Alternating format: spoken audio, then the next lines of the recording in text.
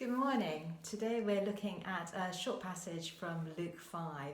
It's where Jesus calls his first disciples.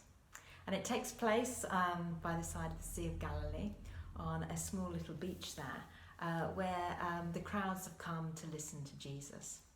I went to Israel a few years ago, and the place where they believe that this happened is quite a small, unremarkable beach. A stony outcrop with lots of rocks and a little bay. But on this beach, something quite exceptional happened to some of the people that were there, and that's what we're going to look at. So Jesus is teaching some crowds, and everyone's bustling around him, and he's wanting some space. And he sees some fishermen who are washing their nets after they've been fishing all night, and he asks them if he can go out in the boat. So one of those fishermen is Simon Peter, and they go out in the boat, and Jesus starts teaching to the crowds. And I wonder if Jesus had already seen something in Simon Peter that was open to God and the Spirit of God moving, and he wanted him to listen a bit more intently. And by going out in the boat with him, Simon Peter was there taking in what Jesus was saying even more intently. After the teaching was finished, Jesus says to Simon Peter, let's go fishing, let's take the boat out and drop the nets. And Simon Peter is exhausted. He'd been out the whole night and hadn't caught a single thing.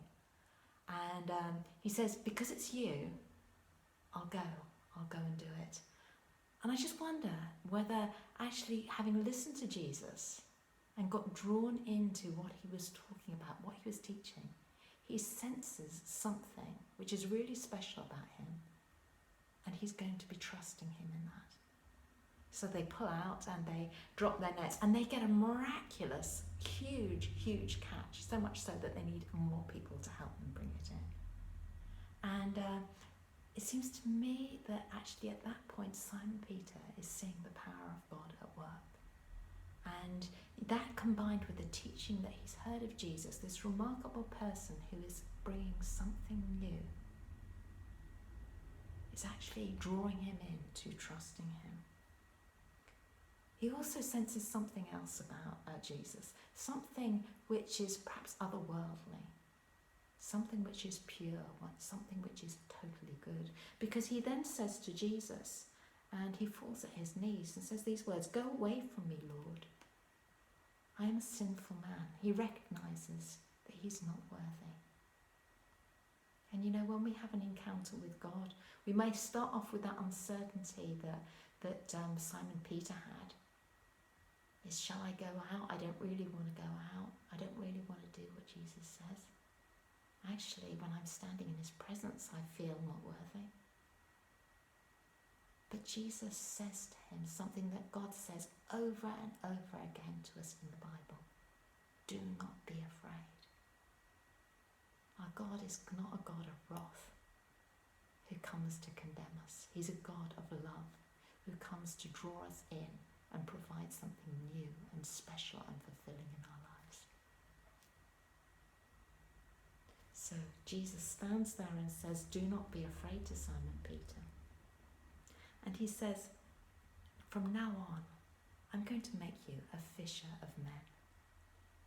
So instead of fishing for food to provide people with a source for that, to fulfill their physical hunger, he's going to actually draw him into a position where he can actually provide spiritual fulfillment with people and become fishers of men, drawing them to God, into a relationship with him, which is going to be fulfilling. And again, that's something which is so important for each of us to know, that God is actually got a plan for each of us. He knows us intimately, he knows us so well, and he wants to show us what it is that we can do that will bring life and meaning in every part of our life. And after this encounter, seeing the power of God, being willing to trust him and building up, what happens next? Well, they go back to shore, they leave their boats, and Simon Peter follows Jesus. And you know, Jesus still comes to us in unremarkable places, asking for us to follow him, giving us the possibility to know him better, to come close to God and to find that purpose in our lives. And that comes at the beginning of our journey when we're uncertain about who Jesus is, trying to find him and seeing what his plan is for us. But it also comes to us as Christians further down when Jesus calls us into more things to do for him, more challenging things, sometimes scary, sometimes things we didn't even imagine, but things that can be really fulfilling in our lives. So if that's you today, in one of those unremarkable places God is stirring within your hearts, remember, do not be afraid. Trust in him. Step out to follow. See his power at work. And know that he has a good plan for you. And it will be fulfilled. God bless you. Have a good day.